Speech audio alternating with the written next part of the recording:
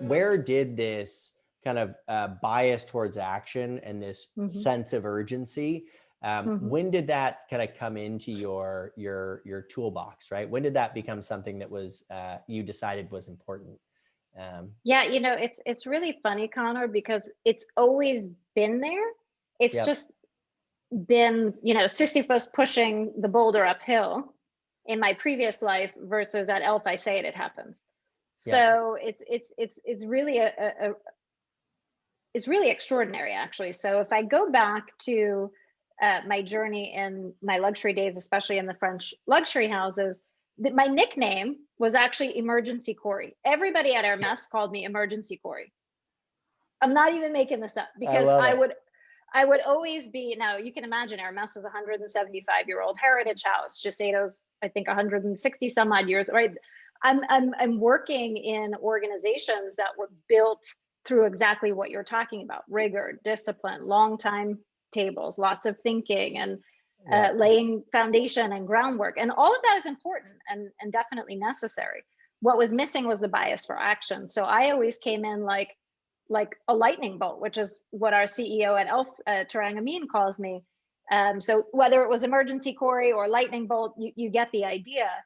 I've always had this bias for action because I understand the importance of the now. And if you dream it, you have to do it. And a dream without execution is empty. It's just a dream. Hmm. And if you wait too long, the moment has passed. Timing matters. Yeah, totally. So, I've always had the bias for action. It's been incredibly frustrating throughout my career that I couldn't necessarily get everybody on board. So I spent a lot of time persuading, convincing, being relentless, a dog with a bone, never stopping, having the tenacity.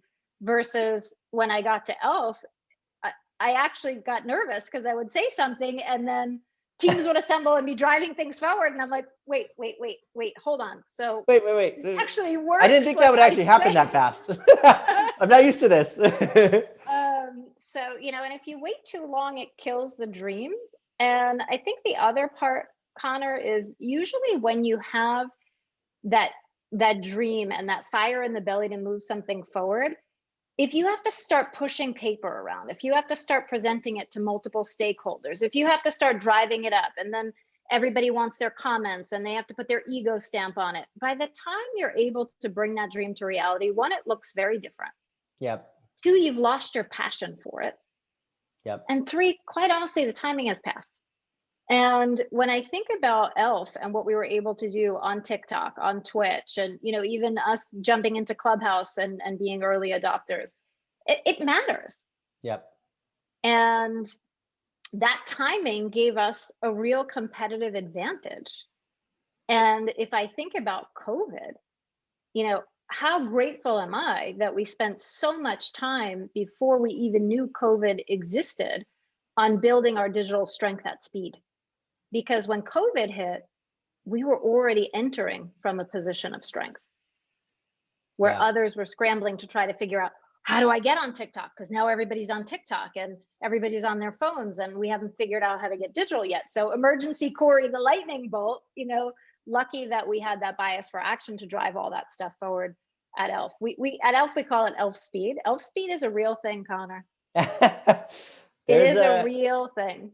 if you there's a really good, his name's Frank Slootman. He's the CEO of a company called Snowflake, which Mhm. I think just got valued at somewhere like $80 billion or something like that. And this is, only a few years after, founding the company. This is not very far after. And he's done this with 3 different companies now. So he's taken 3 different companies from essentially zero to billions of dollars in revenue. And it's kind of crazy. And he talks about this speed concept and this bias towards action, and how he's like, there's just so much slack in the organization. You can go so much faster than you think you can. And so I actually want to talk about this a little bit more. So the phrase I really like that kind of encapsulates that is, I can't remember exactly who it is. I think it's Naval, the startup guru guy, but he says Mhm. inspiration is perishable, right? Which is what you're Mhm. talking about, which is like, Yep. get inspired and then you run into paperwork, you run into this, and all of a sudden it's not inspiring anymore. And Yeah. so, but what I want to talk about is a slightly different angle, which is I am the exact same way, which is why that meeting caught me off guard, because I was like, oh my Yeah. God, there's somebody moving faster than me. And so I was like, oh, this is so weird. I'm not used to this. And so one of the things that's interesting for me when I reflect on our time at Tribe is I think I had fairly unfettered control over action. And in some ways, we got to a point about 3 years ago, and I was telling you about this right before the podcast, where we had 3 different product lines and we were kind of doing it all okay, and we were just a little bit distracted. And so we decided to focus, right? We cut out 2 out of the 3 product lines, and it's had just dramatic positive impacts on the business. So how do you think about kind of balancing this bias towards action, towards newness, and focus? Like, how do you think about those things? And have you gone too far at some point, now that you have full control, or have you kind of managed that pretty well? Well, I think when I think about why Elf right now is thriving in a down industry and posting double-digit growth in EMV and in all other key metrics when the industry is down, it's because of that bias for action, Connor.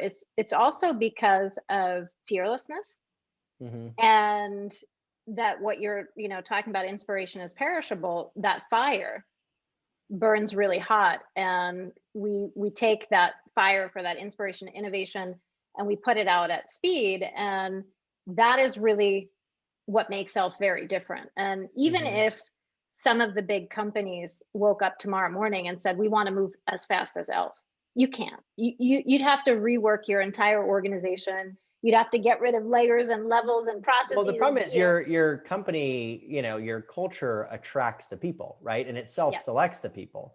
So the people that have opted into that culture are like, more comfortable with that approach. And alternatively, like Netflix is really famous for saying this, like, people, they opt out, right? Like they give, I think it's they that give a bonus. Like you get like a 10K check if you get signed on and you decide to leave within 2 weeks. Like you can just get a check and they're like, good luck, right? Like you can leave at any time. So anyways, keep going. I didn't mean to interrupt. Yeah, absolutely. You're right. It's not for everybody. So I would go back to the key word, which you said is balance. When you work in an organization at speed, what you have to learn how to balance is chaos and structure. You need chaos. You cannot move at speed without a healthy level of chaos, but too much chaos makes a mess at the end.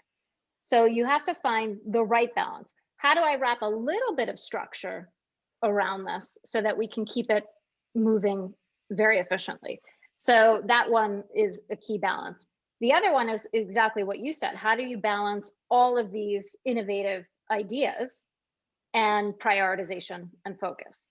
And that's definitely not so easy to do in the beauty space, where you have a lot of consumers who are drawn to newness, and especially when you're a trend-driven brand. So what we were able to do is identify what are those big bets, what are those key items that we think are really going to have a big difference in the lives of our consumers, and bring them the highest level of positivity in their makeup journey throughout the day, or their skincare, or whatever it is they're trying to accomplish with their regimens, and make sure that we are effectively putting the energy and the resources behind what it takes to get those big bets to really fly and soar.